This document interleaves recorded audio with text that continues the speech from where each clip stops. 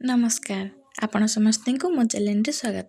ଆସନ୍ତୁ ଶୁଣିବା ମାଘ ମହାତ୍ମ୍ୟର ତୃତୀୟ ଅଧ୍ୟାୟ। ଗୋବିନ୍ଦ ମୁଖୁ ଏହା ଶୁଣି ଉଦ୍ଧବ କହେ ମଞ୍ଜୁବାଣୀ, ତୁ ପ୍ରଭୁ ଜଗତର ତାତ, ଆଜି ମୁଁ ହୋଇଲି ମୁକତ। ମାଘ ସ୍ନାନ ଧର୍ମ କଥା, ଶୁଣି ତୁଟିଲା ଭବ ବ୍ୟଥା। ଆଉ କଥାଏ ମୋତେ କହ, ମନରୁ ଫିଟୁ ମୋ ସନ୍ଦେହ। ମନୁଷ୍ୟମାନେ ବୁଦ୍ଧିମନ୍ତ, ଜାଣନ୍ତି ସକଳ ବୃତ୍ତାନ୍ତ।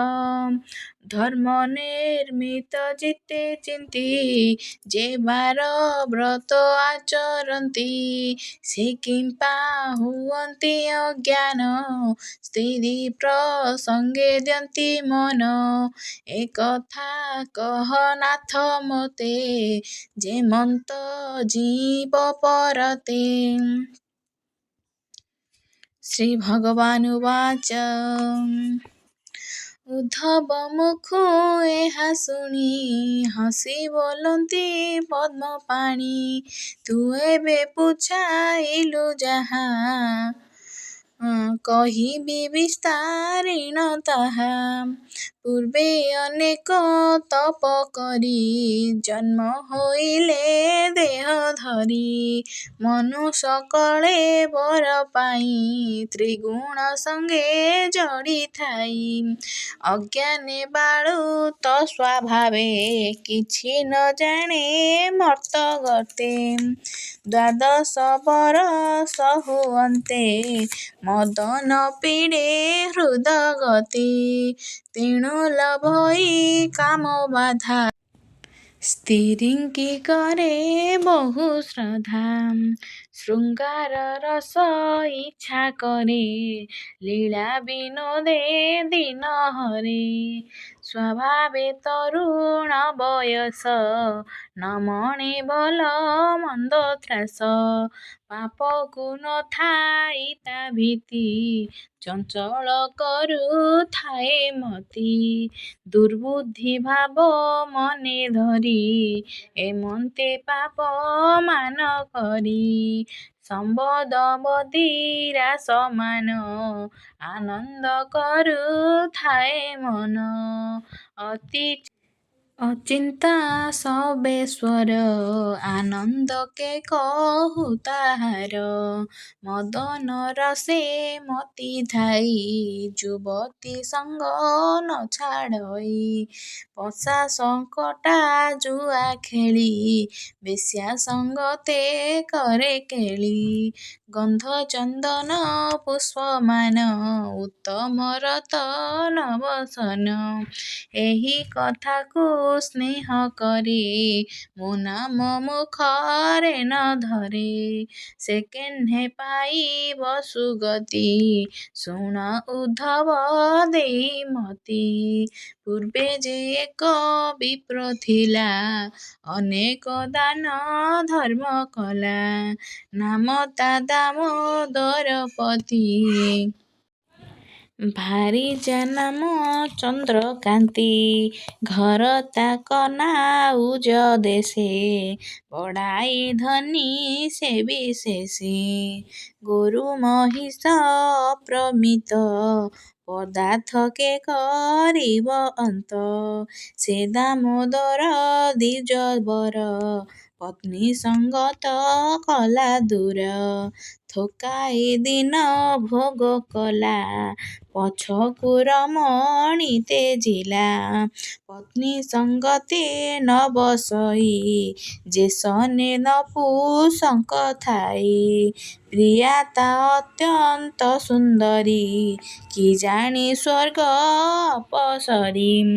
ବୟସ ଷୋଡ଼ଶ ମୃଗାଳ୍ସୀ, ମୃଗାକ୍ଷୀ ଲାଜେ ସେ ନ ବୋଲଇ କିଛି, ତା ଅଙ୍ଗ ସଙ୍ଗ ଛାଡ଼ି କରି ଛାଡ଼ିଲା ସର୍ବ ସୁଖ ସିରି।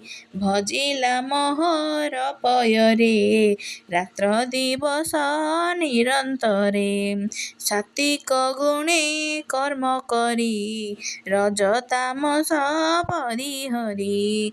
ଭକ୍ତଙ୍କୁ ଦେଖିଲେ ନୟନେ ପୂଜଇ ଦେବତା ସମାନେ, ଦିଅଇ ପାଣି ପଣା ଛତ୍ର ବିକଳ୍ପ ନଥାଇ ତା ଚିତ୍ତ। ଦୁର୍ଭିକ୍ଷ କଳେ ଅନ୍ନଦାନ ଯାଚି ଦିଅଇ ଅନୁକ୍ଷଣ। ବହୁତ ବାର ବ୍ରତ କରି ଇନ୍ଦ୍ରଗଣଙ୍କୁ ଦେଲା ମାରି। ସମମଣଇ ସର୍ବଜୀବ ହୃଦେ ନ ଥାଉ ହିଂସା ଭାବ। ନିଷ୍ପାପ ଅଟଇ ତା କାୟା ପ୍ରାଣୀଙ୍କୁ ନଥାଇ ତା ମାୟା। ସର୍ବଦା ଅନୁରାଗ ବହେ ନିର୍ଦ୍ଦୟପଣ କେବେ ନୋହେ। ଯାଇ ଦୁର୍ଜନର ପାଶ ନ କରେ ପର ଦ୍ରବ୍ୟ ଗ୍ରାସ। ଭୋଜନେ ତେଜେ ଇଚ୍ଛା ନୁହେଁ ଅନ୍ନ ଆହାର ଦିନ ନିଏ। ଏମନ୍ତେ କେତେ କାଳ ଗଲା ବ୍ରାହ୍ମଣ ମନେ ବିଚାରିଲା। ଏହା ଯେ ଅନିତ୍ୟ ସଂସାର ଜୀବନ ଅଟଇ ଅଚିର। ଅସ୍ଥି ମାଂସ ଚର୍ମ ଶୁଣି ଏ ପିଣ୍ଡ ଅଟଇ ପ୍ରମାଣୀ। ଏମନ୍ତ ଭାବେ ଦେହ ଅଙ୍ଗ ପୀଡ଼ଇ ନାନା ପ୍ରାଣୀ ସଙ୍ଗ। ନାଡ଼ି ଲୁଚାଇ ଅନ୍ତର୍ପିତ ପୂରି ରହିଛି ହୃଦଗତ। 64 ଗୋଟି ରୋଗ ଏ ଦେହେ ହୋଇଛି ସଂଯୋଗ। ଆବର ଅଛି ମଳମୂତ୍ର ବିଧାତା କଲା ଘଟସୂତ୍ର। ଥୋଇଲା ପଞ୍ଚ ମନ ଏଥେ 25 ପ୍ରକୃତି ସହିତେ। ରଜ ତାମସ କାମ କ୍ରୋଧ ପୂରି ରହିଛି ଦେହେ ମଧ୍ୟ। ଏଥେ ରହିଛି ଜୀବ ଆତ୍ମା ବିଚାରୁଅଛି ମାୟା ମାତ୍ମା। ଏ ଦେହ ଜଳ ବିମ୍ବ ପରି ସ୍ଥିର ଯେ ନୁହଁ କାହାରି। କ୍ଷଣ ମାତ୍ରକେ ଏଥୁ ଯାଇ ମୁକ୍ତି ଗତି ଯେ ନ ପାଇ। ପୁତ୍ର ଭାରିଜା ଧନ ପ୍ରାଣ ଏମାନେ ସବୁ ଅକାରଣ। ମୁମୂଢ଼ ନର ଦେହ ବହି କୃଷ୍ଣଙ୍କୁ ଭଜି ନ ପାରଇ। ସଂସାରୁ ତରିବି କେମନ୍ତେ ପୁଣି ଭାବଇ ହୃଦଗତେ। ଘୋର ଜଞ୍ଜାଳ ତେଜି ଯେବି ଉଦାସ ଭାବେ ଦିନ ନେବି।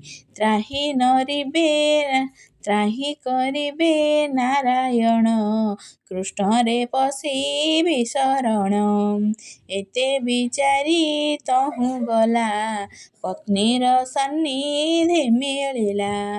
କହଇ କୋମଳ ବଚନ ଶୁଣରେ ଯୁବତୀ ରତନ। ମହାଦେ ଯିବି ବାରଣାସୀ ଦେଖିବି ପ୍ରଭୁ ଦେବ କାଶୀ। ଗଙ୍ଗାରେ କରିବି ସ୍ନାନ ବୁଲିବି ନାନା ତୀର୍ଥମାନ। ଆସିବି କିଛି ଦିନ ଅନ୍ତେ ବିରସ ନହି ଭୂତୁ ଚିତ୍ତେ। ଭଣଇ ଦିନ କୃଷ୍ଣ ଦାସ ଏକସ୍ତରୀ ପଦରେ ଶେଷ। ଭଣଇ ଦିନ କୃଷ୍ଣ ଦାସ ଏକସ୍ତରୀ ପଦରେ ଶେଷ।